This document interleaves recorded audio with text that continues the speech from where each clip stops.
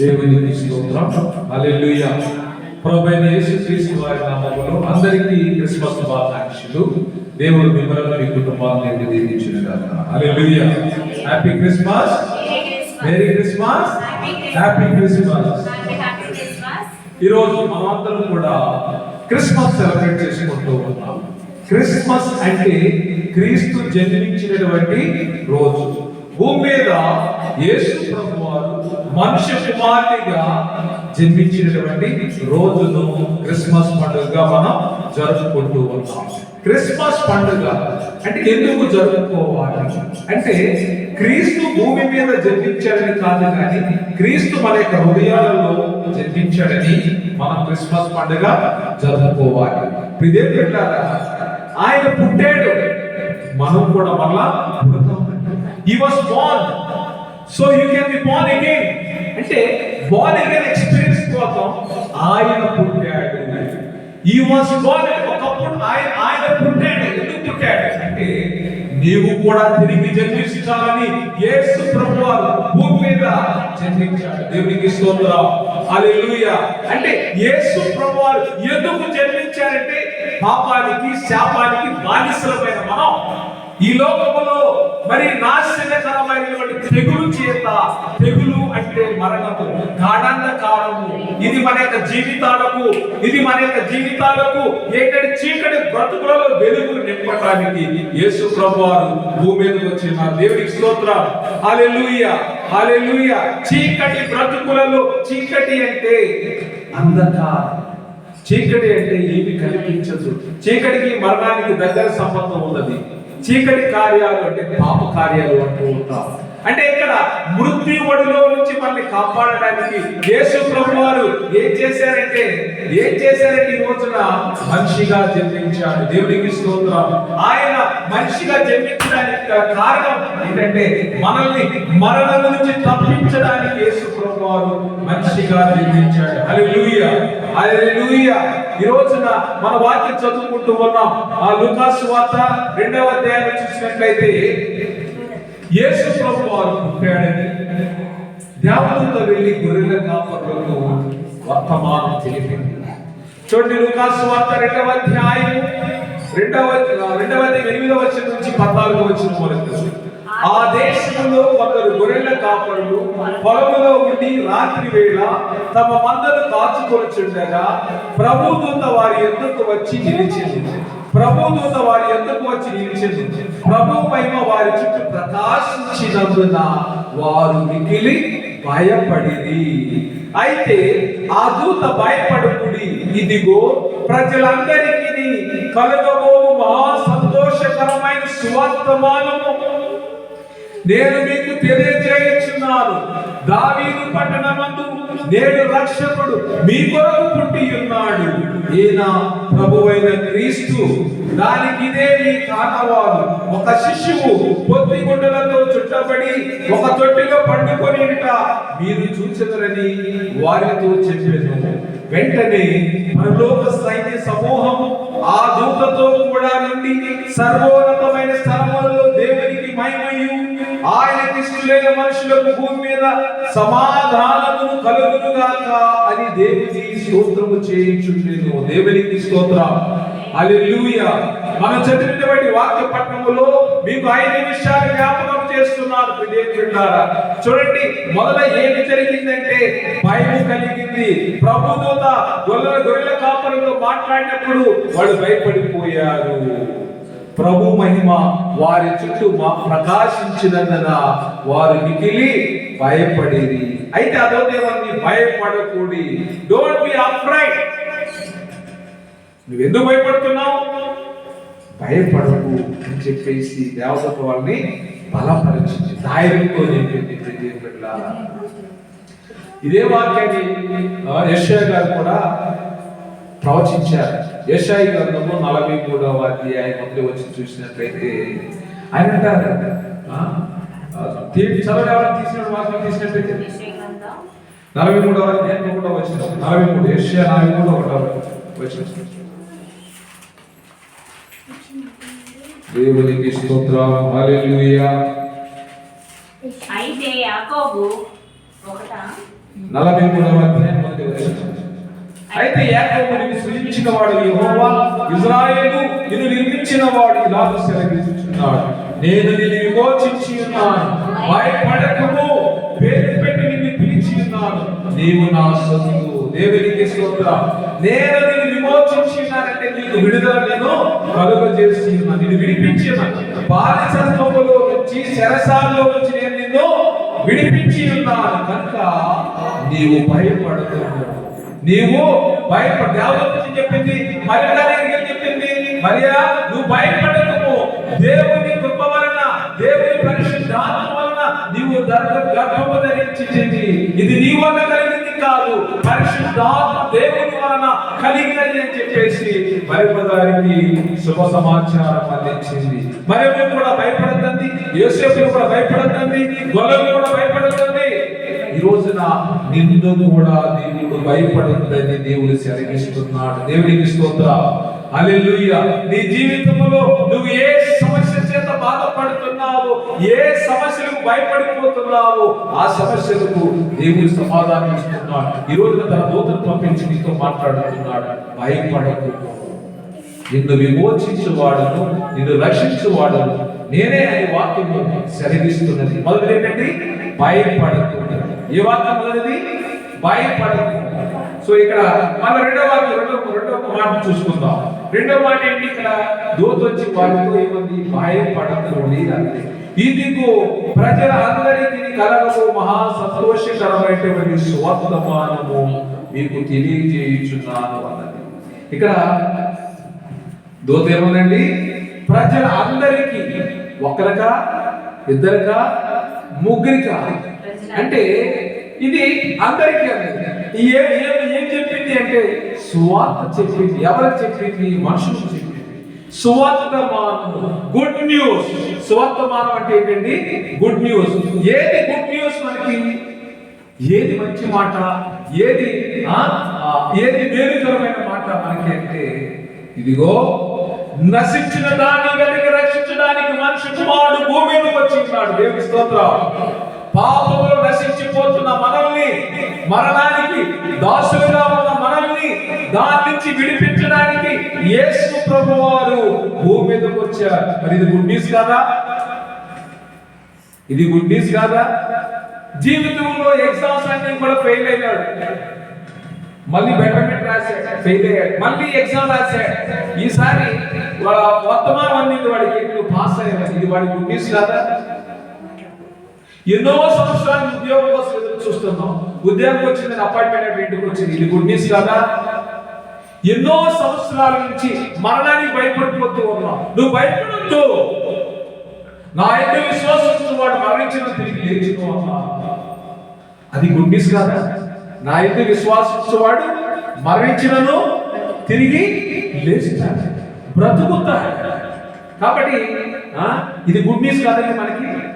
ఆయన స్వార్థమానం అంటే ఆయన పుట్టాడని కాదు, ఆయన పుట్టుకలో ఉన్నటువంటి పరమాత్మ మన జీవితానికి గుడ్ న్యూస్. దేవునికి స్తోత్రం. అంటే మరణ భయము గల వారిని, ఎవరు మరణ భయం గల వారు? మనమే. మనకి మరణం అంటే భయం మనందరికి కూడా, అవునా కాదా? మరణం అంటే అందరికీ భయమే.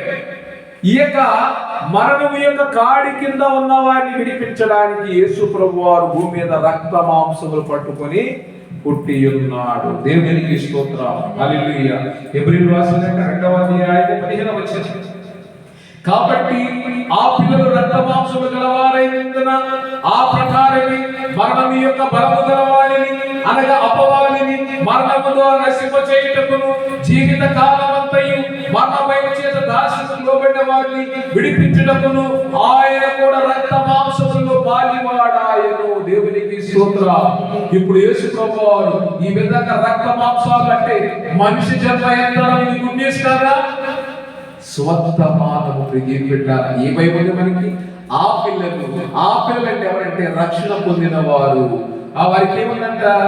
మరణము యొక్క బలము గలవారిని, అనగా అపవాదిని మరణము ద్వారా నశింపచేయుటకు జీవిత కాలమంతయు మరణ భయం చేత దాస్యముకు లోబడిన వారిని విడిపించుటకు ఆయన కూడా రక్త మాంసములలో పాలివాడయ్యాడు. దేవునికి స్తోత్రం. హల్లెలూయా. ఇప్పుడు గుడ్ న్యూస్ అర్థమైంది అందరికీ. మొదటి ఏమన్నారు ఇక్కడ? భయపడకుము, భయపడకుడి, భయపడకుడి. ఇప్పుడేంటి? సువర్తమానం. ఎవరికి సువర్తమానము? ఎవరికి? ఎలాంటి సువర్తమానం ఇది? సంతోషకరమైనటువంటి సువర్తమానం. ఇది ఏ సువర్తమానం అండి? సంతోషకరమైనటువంటి సువర్తమానము. ఈ సువార్త మన యొక్క జీవితాలలో ఏమి నిలుపుతుందంటే సంతోషాన్ని కలిగిస్తూ ఉన్నది. నశించిన దాన్ని యేసుప్రభువు ఎందుకు వచ్చారు? మొదట నశించిన దాన్ని వెతికి రక్షించడానికి ఆయన భూమి మీదకి వచ్చాడు. అది గుడ్ న్యూస్. ఈ గుడ్ న్యూస్ వల్ల మనకి ఏం కలుగుతుందంటే సంతోషం కలుగుతూ ఉన్నది. లూకాసు వార్త 15వ అధ్యాయం 10వ వచనం. లూకాసు వార్త 15వ అధ్యాయం 10వ వచనం యొక్క రెఫరెన్స్ చూసుకుందాం. అటువలే మారు మనసు పొందు ఒక పాపి విషయమై దేవుని దూతల ఎదుట సంతోషం కలుగునని నీతో చెప్పుచున్నాను. అటువలే ఒక పాపి మారు మనసు విషయమై, అంటే భూమి మీద ఏ ఒక్కరు నశించిపోవడం దేవునికి ఇష్టము కాదు. దేవునికి ఇష్టము కాదు. దేవుని బిడ్డలారా, నిన్ను నన్ను ఈ మరణానికి దాసులమైన మనల్ని విడిపించాడు ఆయన. సో ఈ రోజున ఒక పాపి మారు మనసు పొందితే పరలోకములో గొప్ప పండగ జరుగుతూ ఉన్నది. ఇది సంతోషము కాదా? భయపడొద్దు అన్నాడు. సువర్తమానం అన్నాడు. సంతోషం. ఆ సువార్త మనకి ఏం కలిగించింది? సంతోషం కలిగించింది. ఈ రోజున ఈ పాపానికి శాపానికి బానిసైన నిన్ను, ఈ పాపానికి శాపానికి బానిసైన తప్పించడానికి, విడిపించడానికి దేవుడు సశరీరుడుగా మనిషి జన్మ ఎత్తి ఉన్నాడు. దేవునికి స్తోత్రం. హల్లెలూయా, హల్లెలూయా. అంటే ఆయన పుట్టుక వలన మన యొక్క జీవితాలకు ఏమి కలిగిందంటే సంతోషం కలిగింది. సంతోషము కలిగింది. ప్రియదేవులారా, ఆయన పుట్టుకలో ఆనందం ఉన్నది, ఆయన పుట్టుకలో సంతోషం ఉన్నది, ఆయన పుట్టుకలో సమాధానం ఉన్నది. దేవునికి స్తోత్రం. హల్లెలూయా.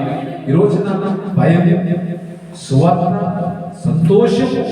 ఎందుకంటే ఒక్క పాపి, ఒక్క బిడ్డ, ఎందుకంటే వాడి యొక్క జీవితాన్ని మార్చుకుంటే దేవుడు ఎంతో సంతోషపడతాడు. చాలా మంది తమ పొరుగు వారు బిజినెస్ లో ఫెయిల్ అయిపోయాడంటే సంతోషిస్తారు. తమ స్నేహితులు వాడు ఏదైనా ఎగ్జామ్ లో ఫెయిల్ అయ్యాడంటే సంతోషిస్తారు. నీ కుటుంబ భార్యాభర్తలు విడిపోయారంటే కొంతమంది సంతోషిస్తారు. కొంతమంది నీ పిల్లలు జీవితంలో ఓడిపోయారంటే కొంతమంది సంతోషిస్తారు.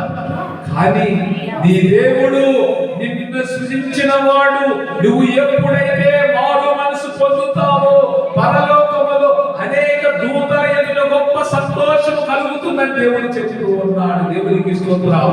అంటే భూమి మీద ఏ ఒక్కరు నశించిపోవడం దేవుని చిత్తం కాదు. ఇది ఏ ఒక్కరు, వాడు హిందువుడా, ముస్లిండా, క్రైస్తవుడా అని కాదు, అందరూ కూడా దేవుని చేత సృష్టింపబడిన వారే. కాబట్టి ఈ క్రిస్మస్ అనేది ఒక యూనివర్సల్ మెసేజ్ ఇస్తుంది. Universal message. It is the good news to all. Church is not for particular caste, particular region.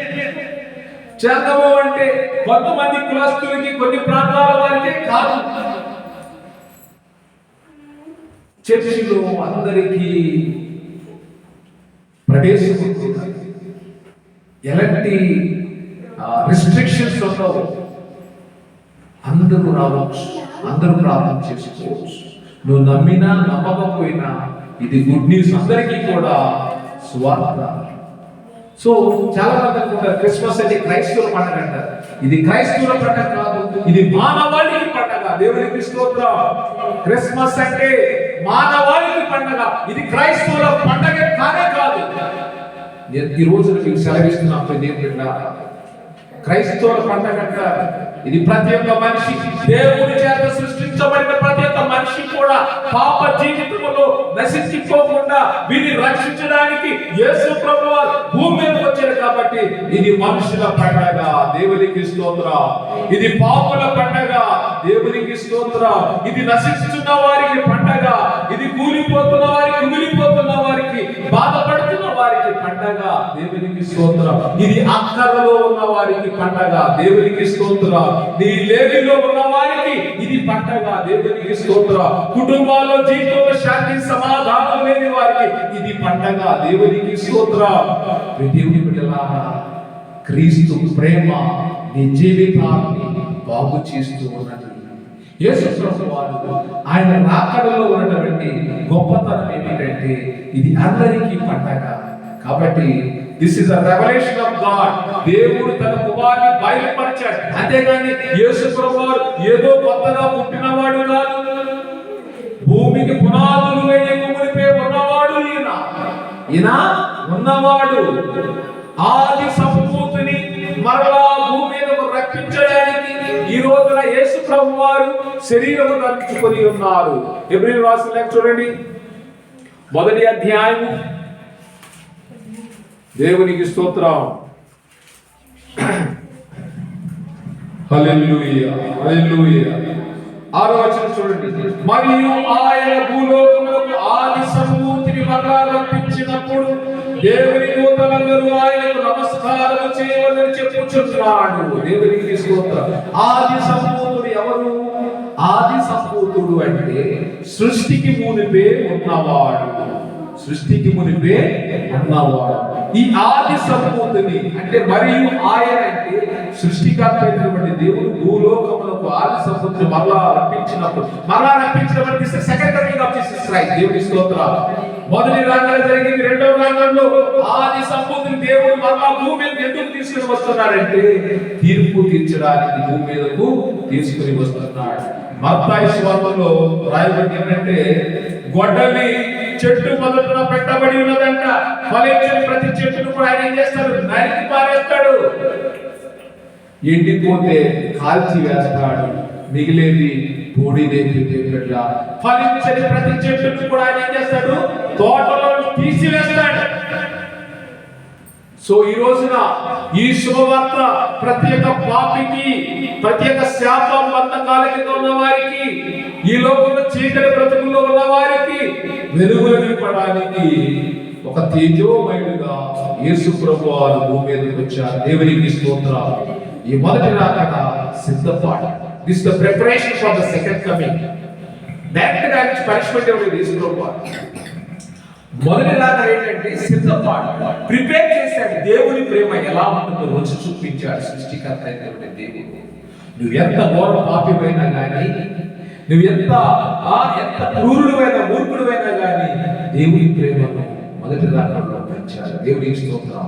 రెండవ రాకడలో నీ క్రియలకు తీర్పు జరుగుతూ ఉన్నదని నువ్వు తెలుసుకోవాలని వాక్యం సెలవిస్తుంది. ఆది సంపూర్తిని మరలా భూమి మీదకు రప్పించినప్పుడు దేవదూతలు అందరూ కూడా ఆయనకు నమస్కారం, దేవదూతలు మనుషులు కూడా నమస్కారం చేస్తారు. కాబట్టి ఈ యొక్క విషయంలో మనము చాలా జాగ్రత్తగా ఉండాలి. చాలా జాగ్రత్తగా ఉండాలి. 3 విషయాలు చెప్పారు. భయపడకుడి, సువర్తమానం, సంతోషకరమైనటువంటి సువార్త. 3 విషయాలు. సంతోషం. సో 4వ విషయం ప్రజలందరికీ కలగబోవు, భూమి మీద ప్రజలందరికీ కలగబోవు సువార్త, సంతోషకరమైన సువర్తమానం. There is no restrictions. ఇంతకుముందు చెప్పాను నేను ఆల్రెడీ. ఇది లిమిటెడ్ కేటగిరీ ఆఫ్ పీపుల్ కాదు. అందరికీ సంతోషం కలిగించేటువంటి ఒక గుడ్ న్యూస్. ఇది అందరికంటే యేసు ప్రభువు అందరికీ దేవుడా, అందరికీ దేవుడు. Is the God of all. అందరికీ దేవుడు. అంటే అపోస్తల కార్యాలు 36వ వచనం చూస్తాం. అపోస్తల కార్యాలు 36వ వచనం. యేసు ప్రభువు అందరికీ ప్రభు అయి ఉన్నాడు. దేవుని స్తోత్రం. హల్లెలూయా. యేసు ప్రభువు అందరికీ ప్రభు అయి ఉన్నాడు, అందరికీ కాదు. Is the lord of all. కాబట్టి మనమందరం కూడా ఆయన యొక్క జీవితంలో ఏ విధంగా జీవించాడు దాన్ని మనం నేర్చుకోవాలి. అందరికీ ప్రభువుగా ఎందుకు వచ్చాడంటే మనందరినీ కూడా దేవుడితో సమాధానపరచడానికి ఆయన భూమికి వచ్చాడు. ఎఫెసీయులకు రాసిన పౌలు అంటాడు, ఒకప్పుడు మన పాపం చేత సచ్చిన వారుగా ఉంటే ఆయన మళ్ళీ బ్రతికించడానికి భూమి మీదకి ఆయన వచ్చి ఉన్నాడు. దేవుడు కాబట్టి ఈ రోజున ఆయన పుట్టుకలో మనకి ఏమేమి ఉన్నాయంటే ఇక్కడ భయం తీసేసాడు, సంతోషకరమైనటువంటి సువార్త, సంతోషాన్ని ఇచ్చాడు, సువార్తను చెప్పాడు. అందరినీ యూనివర్సల్ అందరికీ అన్నాడు, అందరికీ సంతోషకరమైన సువార్త. అంటే చర్చ అంటే కొంతమంది అనుకుంటారు, కొన్ని ఏరియాలో కొన్ని కులాల వారికి అంటారు దిస్ ఇస్ రాంగ్ కాన్సెప్ట్. నేను మరలా జ్ఞాపకం చేస్తాను, ఆ విధానం ఎక్కడ ఉన్నది కొన్ని సరి చేసుకోండి. అంటే ఒక ఊర్లో చర్చ ఉంటే అందరికీ, ఒక ఊర్లో చెరువు ఉంటే కొంతమందికే కాదు, ఆ చెరువులో మీరు అందరూ తాగొచ్చు. సాగినంగా is the God for all, అందరినీ రక్షించడానికి, ఏ భేదాభిప్రాయాలు లేకుండా అందరినీ రక్షించడానికి ప్రజలందరి కొరకు భూమి మీద ప్రాణం పెట్టింది ఎవరయ్యా అంటే యేసు ప్రభువు. ఎందుకు ప్రాణం పెట్టాడు? యేసు ప్రభువు పుట్టాడండి, చేతగాటి వాళ్ళ చచ్చిపోయాడని చాలా హేళన చేస్తారు. రాంగ్ అండి. ఎవరైనా నా స్త్రీ సహోదరి సహోదరులారా, ఎవరైనా మీకు ఇలాంటి ఆలోచనలు ఉంటే దాన్ని సరి చేసుకోండి. ఆయన చేతగాని వాడు కాదు, శక్తివంతుడు, సర్వత్రయామి, సంపూర్ణుడు, సర్వసంపూర్ణుడు ఆయన. కాబట్టి ఆయనలో ఏ లోపము లేదు, ఏ లోపము లేదు, ఆయనలో ఏ లోపము లేదు, ఏ లోపము లేదు. దేవుని బిడ్డలారా, ఈ రోజున నీవు నేను మరి ఈ యొక్క సంఘములో దేవుని ఆరాధిస్తున్నామంటే మరి దేవుడు మనందరికీ కూడా తోడుగా ఉండి నడిపిస్తూ ఉన్నాడు. 14వ వచనం, 5వ మాట ఏంటి? సమాధానం. 5వ మాట ఏంటండి? సమాధానం. సర్వోన్నతమైన స్థలములో దేవునికి మహిమయు, ఆయనకి ఇష్టమైన మనుషులకు భూమి మీద సమాధానము కలుగును గాక అని దేవుని స్తోత్రము చేయుచుండెను. 14వ వచనం, లూకాసు వార్త 2వ అధ్యాయం 14వ వచనం. ఈ యొక్క సమాధానము, కుటుంబాల్లో సమాధానం లేక మనమందరం కూడా బాధపడుతూ ఉంటున్నాం. కుటుంబాల్లో సమాధానం లేదు, భార్యాభర్తల మధ్య సమాధానం, పిల్లల మధ్య సమాధానం, అత్తకోడల మధ్య సమాధానం, ఇరుగు పొరుగు మధ్య సమాధానం లేదు. ఫస్ట్ నీలో సమాధానం లేదు. There is no peace in you. ఇంకా ఎలా ఎదుటివారితో సమాధానం ఉంటుందండి? ఎదుటివారితో నీలో సమాధానం ఎప్పుడు, ఎదుటివారితో నీకు ఎలా సమాధానం కలుగుతుంది? First be at peace. నువ్వు సమాధానం కలిగి ఉండాలి, నువ్వు సమాధానం కలిగి ఉండాలి. నా ప్రియ సహోదరి సహోదరుడా, సమాధానం ఎప్పుడైతే నీలో ఉంటుందో అప్పుడు నీ యొక్క జీవితం బాగుంటుంది, నీ కుటుంబం బాగుంటుంది, నీ ఊరు వాళ్ళందరూ కూడా బాగుంటారు. దేవునికి స్తోత్రం.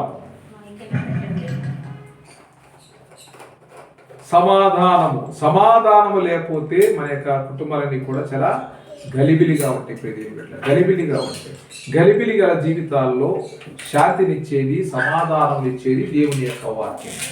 కాబట్టి ఈ యొక్క వాక్యం మనల్ని ఈ రోజున, ఎందుకంటే యేసు ప్రభువు అంటారు నేను శాంతిని ఇవ్వడానికి వచ్చారు అన్నారు. ఏమన్నారండి? యేసు ప్రభువు శాంతిని ఇవ్వడానికి వచ్చారు, దాన్ని సంపూర్ణంగా మీకు ఇవ్వడానికి వచ్చారన్నారు.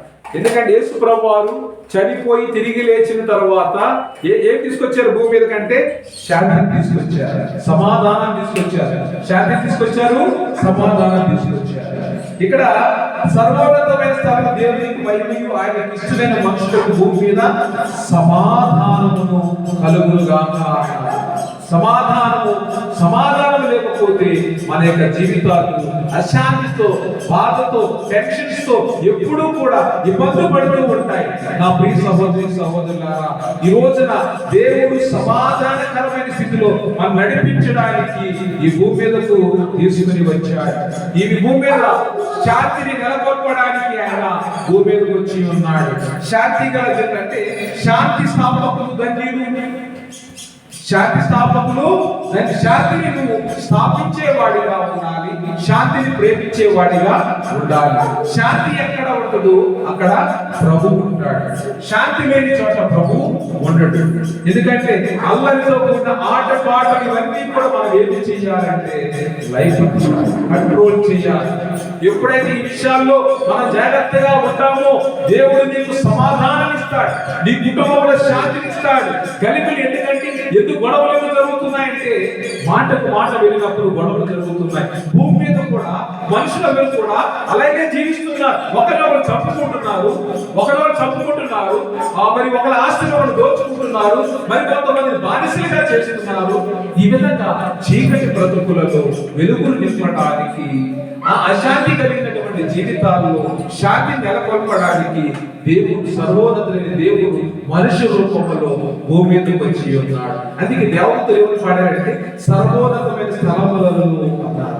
సర్వోన్నతమైన స్థలములలో దేవునికి మహిమయు, భూమి మీద ఆయనకి ఇష్టమైన మనుషులకు సమాధానం.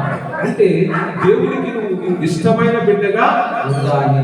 దేవుడికి ఇష్టమైన బిడ్డగా నువ్వు ఎప్పుడైతే ఉంటావో నీలో శాంతి ఉంటుంది, సమాధానం ఉంటుంది. చాలా మంది ఉదయం నుంచి సాయంత్రం రెస్ట్లెస్. అమెరికన్స్ చాలా తక్కువ సమయం పడుతుంటారు. వాళ్ళు కొనేటువంటి అంటే ప్రతి ఒక్క దానికి కూడా సమయం కేటాయిస్తారు. వాళ్ళు చాలా పర్ఫెక్ట్ గా టైం టేబుల్ ప్రకారం వెళ్ళిపోతారు. మనకంటే మనం వీఆర్ నాట్ ద ఫాలో, అంత స్ట్రిక్ట్ గా మనం ఫాలో. కానీ వాళ్ళు ప్రతి ఒక్క దానికి టైం ఇచ్చే టైంలో ఆ విధంగా వాళ్ళు మనుషులు ఉద్యోగాల్లో చాలా పర్ఫెక్ట్ గా ఉంటారు. ఆ విషయాన్ని ఎందుకంటే ఇక్కడ వాళ్ళకి ఎప్పుడైతే మనకు ఒక ప్లాన్ ఉంటుందో, నేను ఒక ప్రోగ్రామ్ చేయాలనుకున్నప్పుడు ఏముండాలి? ఫస్ట్ ప్లాన్ ఉండాలి. ప్లాన్ అనేది ప్రిపరేషన్. ఎప్పుడైతే నేను సిద్ధపడతానో ఆ ప్రోగ్రామ్ అంతా కూడా ప్రారంభం నుంచి ముగింపు వరకు సక్సెస్ఫుల్ గా జరుగుతుంది. ఆలోచించాలని ఏ ప్లాన్ లేకుండా వచ్చేసి ఒక ప్రోగ్రామ్ స్టార్ట్ చేస్తే ఎవరు పాట పాడతారు, ఎవరు డాన్స్ చేస్తారు, ఎవరు మ్యూజిక్ ప్లే చేస్తారు, ఎవరు అరేంజ్ చేస్తారు, అంతా కూడా ఎలా ఉంటుందంటే కన్ఫ్యూషన్, అయోమయంగా ఉంటుంది. మన జీవితం కూడా ఎప్పుడైతే దేవుడు లేకుండా లోకానుసారంగా మన బిజీ స్కెడ్యూల్స్, జనానికి ఈ రోజులు అందరూ కూడా దేనికి బిజీ అవుతారంటే ఉద్యోగాలకి బిజీ అయిపోయారు. భార్య బిజీ, భర్త బిజీ, పిల్లలు ఎవరు చూస్తారు? సో అల్టిమేట్ గా దేవుడు ఇచ్చినటువంటి పిల్లలను మన దేవుని యొక్క వాక్యానుసారంగా మనం పెంచాలి. దేవునికి స్తోత్రం. హల్లెలూయా. భార్య భర్తలు ఉద్యోగానికి వెళ్ళిపోతే తండ్రి ప్రేమ ఏది, వాడికి తల్లి ప్రేమ ఏది? తల్లిదండ్రుల ప్రేమ లేక వాళ్ళు ఏం చేస్తున్నారు? పరాయి ప్రేమలో పడుతూ ఉన్నారు. అంటే పిల్లలు పాపం చేయడం కారణమైన తల్లిదండ్రులు కాదా? ఈ రోజున తల్లిదండ్రులుగా మనల్ని మనం ప్రశ్నించుకోవాలి. దేవుడు నీకు ఇచ్చిన పిల్లలతో నువ్వు శ్రేష్టమైన సమయాన్ని గడపాలి. నువ్వు ఎంత బిజీ పర్సన్ అయినా కానీ నీ పిల్లలు చేస్తున్న ప్రతి పని కూడా నువ్వు అబ్జర్వ్ చేస్తూ ఉండాలి. ఈ రోజున ఆ యొక్క సమాధానకరమైన స్థితిలో మనం నిలబెట్టడానికి యేసు ప్రభువారు భూమి మీదకి వచ్చి ఉన్నారు. యేసు ప్రభువారు భూమి మీద సమాధానం లేదు. మనుషులు గొడవ పడుతున్నప్పుడు, కొట్లాడుకుంటున్నప్పుడు, చంపుకుంటున్నప్పుడు, ఇలాంటి సిచ్యువేషన్ లో యేసు ప్రభువారు భూమి మీదకి వచ్చారండి. సో మన జీవితంలో కూడా శాంతి లేదు, సమాధానం లేదు. ఈ విధానం నుంచి తప్పించడానికి ప్రభు దేవునితో సమాధానం పరచడానికి నేను పాపినైనప్పుడు నా పాపాన్ని ఆయన మీద వేసుకుని సిలువలో ఆయన మరణించి నా పాపాన్ని క్షమించి తండ్రితో సృష్టికర్త దేవునితో ఆయన ఏం చేసి నన్ను సమాధానం పరిచాడు. దేవునికి స్తోత్రాలు. హల్లెలూయా. అంటే ఆయన ఎవరంటే మీడియేటర్. ఎవరికి? మనుషులకి దేవునికి మధ్య ఆయన ఒక మీడియేటర్ లాగా ఉన్నాడు, మధ్యవర్తిగా ఉన్నాడు. నువ్వు ఒకవేళ మాటించి మాట తప్పేవరకు ఆ రెస్పాన్సిబిలిటీ ఎవరు తీసుకున్నారు? యేసు ప్రభువే తీసుకున్నారు. సో మన మాటలు తప్పిపోకూడదు, క్రియలు తప్పిపోకూడదు. మన జీవితాన్ని రోమిలు రాసిన చూడండి, రోమిలు రాసిన 5వ అధ్యాయం 8వ వచనం నుంచి 11వ వచనం. అయితే దేవుడు మన ఎడల తన ప్రేమను వెల్లడిపరచుచున్నాడు. ఎట్లనగా మనం ఇంకను పాపులమై ఉండగానే క్రీస్తు మన కొరకు చనిపోయెను. కాబట్టి ఆయన రక్తము వలన ఇప్పుడు నీతిమంతులముగా తీర్చబడి మరింత నిశ్చయముగా ఆయన ద్వారా ఉగ్రత నుండి రక్షింపబడుదుము. ఎలయనగా శత్రువులమై ఉండగా ఆయన కుమారుని మరణము ద్వారా మనము దేవునితో సమాధానపరచబడిన ఎడల సమాధానపరచబడిన వారిపై ఆయన జీవించిన చేత మరీ నిశ్చయముగా రక్షింపబడుదుము. అంతేకాదు మన ప్రభువైన యేసుక్రీస్తు ద్వారా మనము దేవుని యందు అతిశయపడుచున్నాము. ఆయన ద్వారానే మనము ఇప్పుడు సమాధాన స్థితి పొంది ఉన్నాము. సమాధాన స్థితి అంటే నిన్ను సృష్టించినటువంటి సృష్టికర్తలను నిన్ను ఏకం చేసింది ఎవరంటే యేసు ప్రభువారు. దేవునికి స్తోత్రం. హల్లెలూయా. ఆయన ఏ విధంగా నిన్ను సమాధాన పరిచాడంటే నీ పాప జీవితాన్ని తీసివేశాడు. నువ్వు ఒక ఘోరమైన పాపిగా జీవిస్తున్న నిన్ను పరిశుద్ధపరిచాడు. అంటే పరిశుద్ధుడు, దేవుడు ఎలాంటి పాపము లేదు. అంటే ఆ పరిశుద్ధునితో నిన్ను కూడా పరిశుద్ధపరిచి ఇద్దరిని ఆ మ్యూచువల్ అండర్స్టాండింగ్ తీసుకుని వచ్చాడు. దేవునికి స్తోత్రం. యేసు ప్రభువారు భూమి మీద రాకపోతే మనం ఇంకా పాపులుగానే జీవించేవాడు. అప్పుడు మనకి ఏది మంచి ఏది చెడు అని తెలియని రోజుల్లో యేసు ప్రభువారు మనందరికీ కూడా నీతిని నేర్పాడు. సార్ పాపం అంటే ఏమి చెప్పాడు. ఈ భూమి మీద జీవితం అయిపోయిన తర్వాత జీవితం ఉందని ఆయన ప్రకటించాడు. ఈరోజు దేవుడితో మనల్ని సమాధాన స్థితిలో తీసుకుని వచ్చింది యేసు ప్రభువారు. నా ప్రియ సహోదరి సహోదరుడా, ఈ మరణ భయమును తప్పించడానికి యేసు ప్రభువారు భూమి మీదకి వచ్చాడు.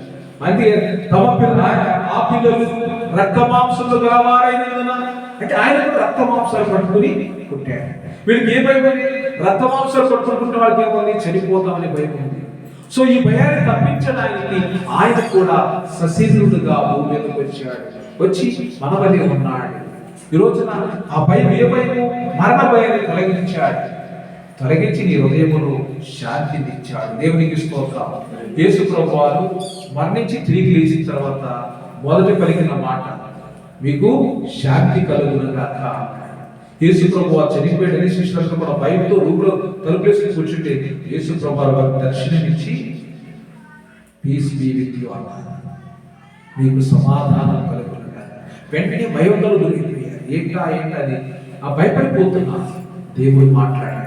ఈ రోజున నీ జీవితం కూడా అలాగే ఉండేమో ఒకసారి ఆలోచించుకో. భూమి మీద నరుడి యొక్క ఆత్మ యెహోవా పెట్టిన దీపం కాబట్టి ఈ దీపమును వెలిగించువాడు ఆయనే, ఆర్పివేయువాడు కూడా ఆయనే. కాబట్టి ఇది పండగ అంటున్నాం. పండగ అంటే మన యొక్క జీవితాలు. ఎవరికి పండగ? ఇది పాపులకు పండగ. ఇది ఎవరికి పండగ? మనుషులందరికీ పండగ. అందుకే మనం ఈరోజు తెలుసుకోవాల్సింది అంటే మానవ సేవయే మాధవ సేవ. అంటే service to humanity, service to divine. అంటే మనిషికి సహాయం చేస్తే అది దేవుడికి సహాయం చేసేది. దేవుడు డైరెక్ట్ గా మన దగ్గరికి వచ్చి మనతో మాట్లాడాడు. దేవుడు ఎవరు చూడలేదు, ఆయన ఎవరు కూడా చూడలేదు. కానీ దేవుడు ఈ రోజున నీతో మాట్లాడుతూ ఉన్నాడు.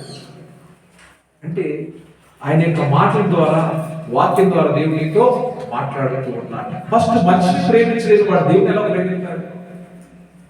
So first love your neighbour. నిన్ను వల్లే నీ పొరుగు వారిని ప్రేమించు. ఇదే మనకు యేసు ప్రభువు నేర్పించారు. క్షమాపణ కలిగి ఈ క్రిస్మస్ పండగ ఏంటంటే ఫర్గివ్నెస్. నీకు ఎవరైతే నిన్ను బాధ పెట్టారో, ఇబ్బంది పెట్టారో వాళ్ళందరినీ కూడా క్షమించాలి. కొంతమంది వాళ్ళకి ఏమన్నా బాధ ఉన్నప్పుడు, ఇబ్బందులు ఎదురుపడుతున్నప్పుడు ఆ బాధ అలాగే క్యారీ చేస్తారు. Not good. అలాంటి హ్యాబిట్స్ని మనం తీసివేసి ఈ రోజున ప్రభు దగ్గర వారందరినీ కూడా ప్రభు పాదాలు పెట్టి క్షమాపణ అడగాలి. అప్పుడు మన యొక్క జీవితాల్లో శాంతి ఉంటుందండి. శాంతి ఉంటుంది, సమాధానం ఉంటుంది, కుటుంబంలో ప్రశాంతత ఉంటుంది. సో ఈ రోజున చాలా మంది ఈ విషయాలు తెలియక ఏం చేస్తున్నారంటే పాపంలో ఉంటూ ఉన్నారు. సో ఆ విషయాలు మనం సరి చేసుకోవాలి. క్రిస్మస్ అంటే చాలా ప్రశాంతమైన పండగ. ఇది ప్రేమ, దేవుని ప్రేమ భూమి మీద ప్రత్యక్షమైనటువంటి రోజు. దేవుడు భూమి మీద సమాధానాన్ని స్థాపించిన రోజు. సో ఈ ప్రేమ, శాంతి, సమాధానం మన కుటుంబాల్లో ఉండాలి. ఆ ప్రభు వచ్చేటువంటి ఆనందము మనలో ఉండాలి, మన కుటుంబాల్లో ఉండాలి, మనందరిలో ఉండాలి. క్రిస్మస్ అంటే ఇది ఒకరి కోసం కాదు, ఇద్దరి కోసం కాదు. దిస్ ఇస్ ద యూనివర్సల్ విషయం. ప్రజలందరికీ కలగబోవు సంతోషకరమైనటువంటి సువార్త మీకు చెప్తున్నాను అన్నాడు దేవదూత. ఆ విధంగా మనమందరం కూడా ఒకరినొకరు అర్థం చేసుకుంటూ, ప్రేమిస్తూ, క్రీస్తు ప్రేమలో మనుషుల్ని ప్రేమిద్దాం, మానవత్వాన్ని కాపాడుదాం, క్రీస్తు బాటలో నడిచి ప్రభు చూపిన మార్గంలో మన పాపాలని కూడా సరిచేసుకుని పరలోక బహుమానాన్ని మనం అందరం కూడా పొందుకోవాలని అందరికీ కూడా తెలియజేస్తున్న దేవుడి మాటలు దీవించుగాక. ఆమేన్. అందరికీ క్రిస్మస్ శుభాకాంక్షలు. Happy Christmas.